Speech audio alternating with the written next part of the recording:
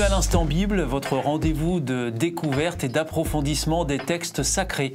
Aujourd'hui, je reçois les pasteurs Pascal Rodet, bonjour. Bonjour Stéphane, bonjour à tous. Bienvenue, et David Millard. Bonjour. Bienvenue. Merci. Et ensemble, nous allons donc partir à la compréhension de l'évangile de Marc que l'on trouve dans le Nouveau Testament. Et donc c'est parti pour un voyage qui nous fait aussi remonter le temps. Alors, depuis quelques émissions à travers l'évangile de Marc, nous nous intéressons à Jésus-Christ et en particulier au message qu'il est venu apporter à ses contemporains. Ces messages étaient destinés à toucher en profondeur ses auditeurs, on pourrait dire aujourd'hui ses followers. Pour commencer, je vous propose d'abord de nous intéresser à la vision qu'avait Jésus du mariage. Alors, Pascal Rodet, je vous pose la question, quelle vision avait Jésus-Christ du mariage ? Il faut dire que dans l'évangile de Marc, on passe d'un sujet à l'autre comme ça. C'est ça. Et que donc voilà, c'est un peu tout venant. Voilà. Quand on lit l'évangile de Marc, on passe d'un sujet à un autre. Paf, là on est sur le mariage, à la suite d'une question d'ailleurs de la part de certaines personnes. Et le mariage est quelque chose d'important pour Jésus, puisque dans la Bible, le mariage est lié à la création. C'est une des rares institutions que l'on retrouve avant l'arrivée du mal et du péché, et qui fait partie de la création. En tous les cas, l'objectif de Dieu d'avoir créé l'homme et la femme pour une vie commune. Donc ça nous renvoie à Adam et Ève en quelque sorte. Ça nous renvoie à Adam et Ève, et c'est ce que Jésus ici veut rappeler dans son discours avec les personnes qu'il a devant lui. Ça nous renvoie au chapitre 2 de la Genèse, où à la fin de ce chapitre, on peut lire une conclusion très intéressante de la part de Dieu. Verset 22, l'Éternel Dieu forma une femme de la côte qu'il avait prise de l'homme et il l'amena vers l'homme. Et l'homme dit, cette fois c'est l'os de mes os, la chair de ma chair. C'est elle qu'on appellera femme, car elle a été prise de l'homme. Et c'est le verset suivant qui est aussi très important. C'est pourquoi l'homme quittera son père et sa mère et s'attachera à sa femme et ils deviendront une seule chair. C'est ici la naissance de cette relation particulière qu'on va appeler mariage, que l'on va appeler alliance, que l'on va appeler vie commune de deux personnes qui veulent inscrire un projet de vie à deux. Et alors Jésus, lui, comment il se positionnait par rapport à ça, David Millard, par rapport au mariage ? À son époque, il y avait un débat entre deux écoles différentes. Une école disait le divorce pour n'importe quelle raison. Tu te lèves un matin, tu n'as plus envie de voir la tronche de l'autre, divorce. Ça se faisait, ça. Ça se faisait, ça se fait encore. Et de l'autre côté, il y avait une école un peu plus stricte. Jésus va être encore plus strict que l'école stricte, puisque particulièrement dans l'évangile de Marc, Jésus ne laisse aucune porte ouverte pour le divorce. Il va donner deux éléments que je trouve intéressants. Premièrement, il va nous dire que le commandement qu'on trouve dans Deutéronome 24, qui autorisait à l'époque le divorce dans un certain cadre, a été donné parce que le cœur des êtres humains de cette époque était difficile, était dur, mais qu'au commencement, et c'est ce que pasteur Pascal nous a dit, au commencement, c'est-à-dire dans le projet original de Dieu, il n'en était pas ainsi. D'accord ? Donc il s'est vu comme une alliance dans une union qui forme qu'une seule chair, et donc le divorce, c'est le fait quelque part de se couper en deux. Et puis le deuxième élément que je trouve intéressant dans la réponse de Jésus, c'est que ça nous laisse paraître aussi que, contrairement à ce qu'on peut penser, non seulement donc, on parle des hommes qui demandent le divorce, mais dans la réponse qu'il fait au verset 12 à ses disciples, il parle aussi de lorsque la femme demande le divorce. Donc ça, c'est juste la petite minute pour montrer qu'il y avait quand même déjà à l'époque, c'était pas que les hommes qui demandaient le divorce. Ça pouvait marcher dans les deux sens. Ça marchait dans les deux sens. Ouais. Donc encore une fois, les autres évangiles, eux, laissent quand même une porte ouverte à l'infidélité. Donc est-ce que Marc ne l'a pas inclus parce que, encore une fois, il est dans un projet particulier de synthétisation et d'aller à l'essentiel de l'enseignement de Jésus, ou est-ce que parce que... Il ne faut pas se dire que Jésus a tenu ses discours une seule fois. C'est un enseignant, donc partout où il va, il enseigne, et peut-être que dans certains de ses enseignements, il a été peut-être un peu plus ouvert dans, effectivement, permettant l'infidélité. Selon les situations. Et dans d'autres, voilà. Mais on comprend quand même que l'objectif premier, c'est de dire que le mariage, c'est quelque chose de précieux, c'est quelque chose de sacré, c'est-à-dire de mis à part, et qu'on ne peut pas simplement se marier parce qu'on s'ennuie. Et donc, au bout de l'ennui, dire « bon, ben, j'ai plus envie de te voir, donc on se sépare ». Alors, Jésus s'intéressait aussi aux enfants, pasteur Pascal Rodet. Quel regard il posait sur les enfants? Alors, on pourrait dire que les enfants, c'est la suite logique du mariage. Quel regard Jésus posait sur les enfants? Il a un regard aussi de la même manière, c'est-à-dire l'enfant donne un sens à la vie et accueillir l'enfant, c'est donner aussi un sens de vie à l'enfant que l'on va accueillir. Lorsqu'on peut lire dans Marc au chapitre 10 et à partir du verset 13, l'accueil de ces enfants par Jésus se fait d'une façon très touchante, hein, très, très affectueuse.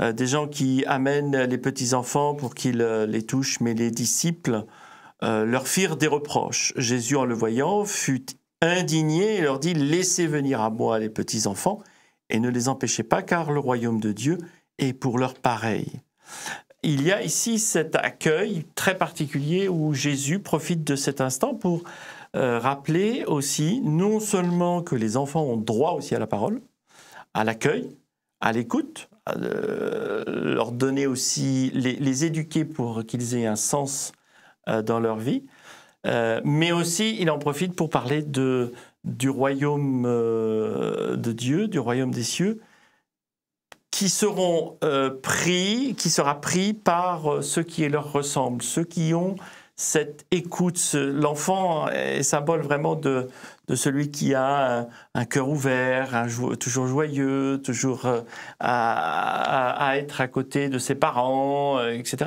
Là, il y a, je crois, une image très intéressante de la famille, de la vie qui peut être menée auprès des enfants.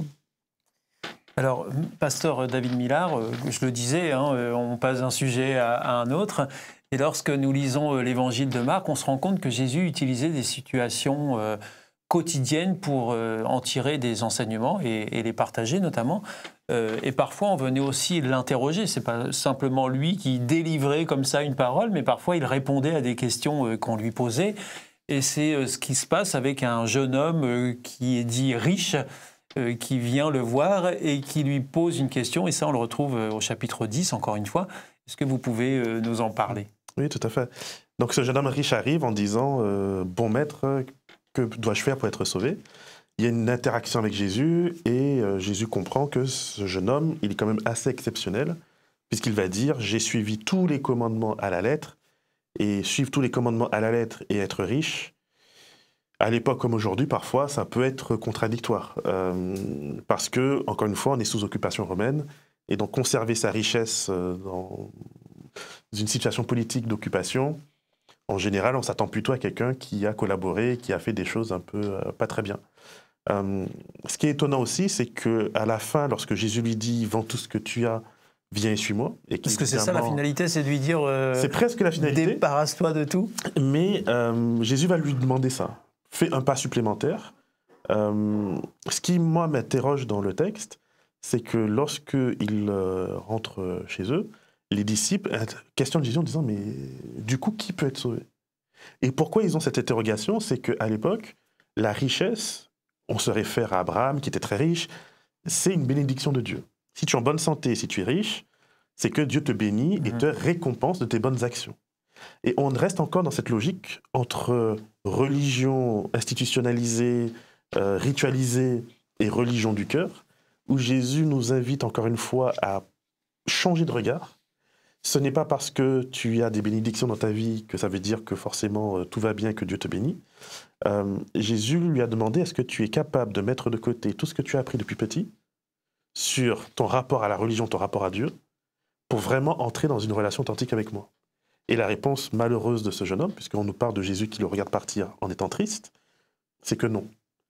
Je veux bien que Dieu me donne des règles très précises. En tant que pasteur, régulièrement, des personnes viennent me voir en me disant « David, que dois-je faire? Je suis dans telle situation, quel métier je dois faire ?»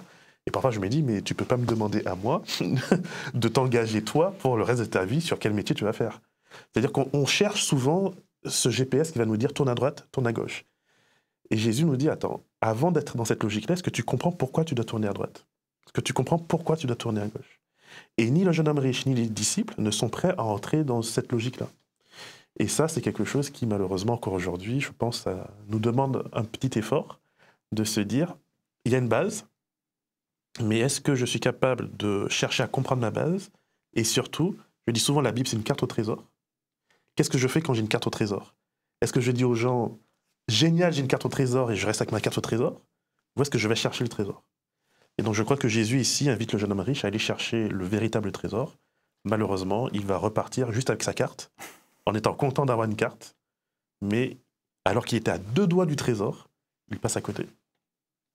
Alors, je voudrais revenir un instant, pasteur Pascal Rodet, sur la question du mariage, si vous voulez bien, et notamment pour le ramener aujourd'hui, parce que vous avez parlé chacun respectivement de ce que Jésus en pensait, mais aujourd'hui, cette notion de mariage, comment est-ce qu'elle peut se vivre au sein même d'un foyer, et comment est-ce qu'elle peut aussi nourrir une foi? Elle est basée principalement sur justement ce qui fait le cœur de la relation que Jésus a voulu présenter et faire vivre aux personnes dans les évangiles, qui est d'ailleurs depuis le début, c'est-à-dire cette relation étroite qu'il y a entre deux êtres. Qu'est-ce que l'on va vivre ensemble? Quel va être le sens de notre vie? Quel va être le sens de notre projet ensemble projet de vie? Et construire quelque chose ensemble. Et ça, là-dessus, c'est quelque chose qui est important de se poser la question, encore aujourd'hui, quand deux êtres veulent être ensemble et vivre ce mariage, c'est un peu dans ce sens-là. Alors, et le problème, c'est que c'est pas toujours le cas, hein, ça pose toujours des difficultés, parce que, d'abord, la vie n'est pas un long fleuve tranquille, ça depuis maintenant, je pense que siècles des siècles, on l'a compris.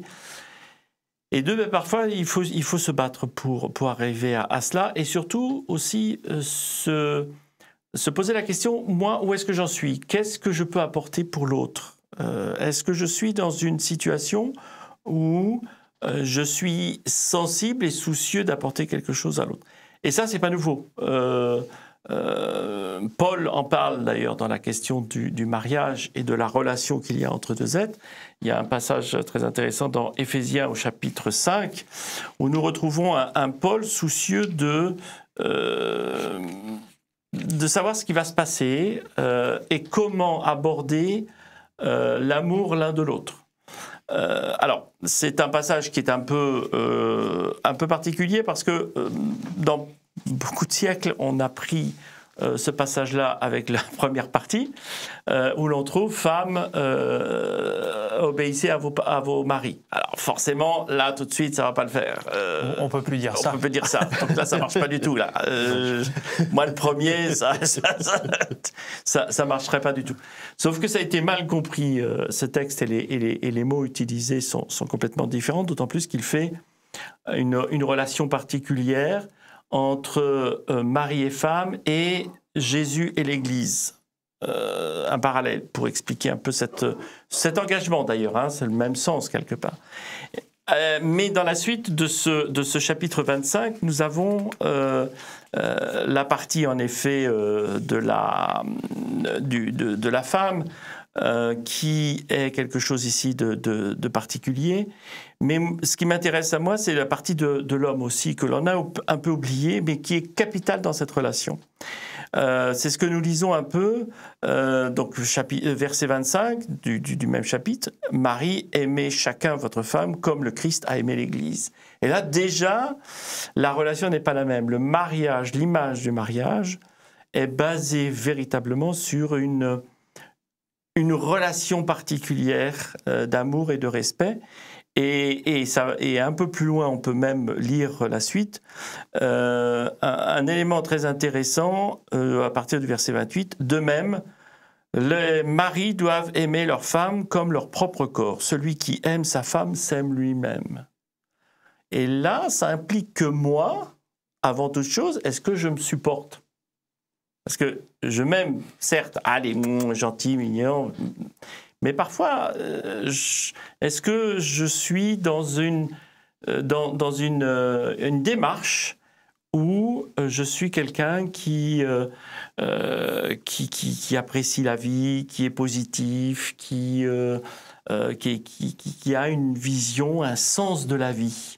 Si ces éléments-là ne sont pas en moi, il est évident que je vais avoir du mal à apprécier l'autre.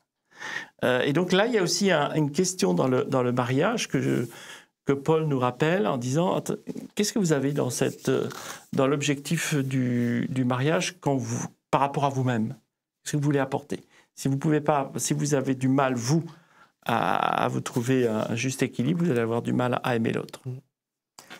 Il y a aussi un cas d'école par rapport à ce texte, c'est que comment je lis le texte et comment j'évite le danger des pharisiens qui est le légalisme. Si je prends que Marc, Jésus dit, tu te maries, tu divorces pas. Et les disciples sont les premiers à dire, mais si c'est ça, c'est pas avantageux pour nous. Tu vas dans Matthieu et dans Luc, et là Jésus va dire, sauf pour cause d'inconduite sexuelle. Alors c'est pas exactement que l'adultère, c'est l'inconduite sexuelle, ce qui englobe déjà beaucoup plus. Ensuite on va dans Corinthiens, et Paul va rajouter, divorce permis s'il y a abandon d'un conjoint qui n'est pas chrétien, et par extension qui ne se comporte plus comme chrétien. On arrive en 2024 et l'Église adventiste va dire divorce possible si jamais, par exemple, il y a coups et blessures, mise en danger de la vie, etc. Donc on voit que certaines personnes vont dire mais attendez, c'est pas marqué dans le texte biblique que tu peux divorcer en cas de coups et blessures. Donc pourquoi est-ce qu'on le fait? Parce qu'encore une fois, ce que le pasteur Pascal disait en termes de recherche d'équilibre, de rechercher la vie, de rechercher quel est l'objectif de la règle de la loi. Pour ne pas se retrouver un jour devant un Dieu qui nous dit mais en fait c'est à cause de la dureté de ton cœur que je t'avais donné que ça parce que je savais que tu allais prendre plus et que tu as mal le prendre mais tu n'as pas compris pourquoi je te l'ai donné dès le départ. Dès le départ c'est donné pour effectivement permettre à l'un et à l'autre de vivre dans une relation qui est censée nous rappeler la relation avec Dieu. Donc à partir du moment que ce n'est plus le cas, évidemment il y a des questions qui se posent et il y a la question aussi de quitter l'Égypte, c'est-à-dire quitter une relation qui te rend esclave. Et donc toutes ces réflexions sont possibles parce qu'on cherche aussi à comprendre pourquoi la loi a été donnée, où se trouve le cœur de Dieu, et pas seulement à mettre quelque chose de la loi des Mèdes et des Perses.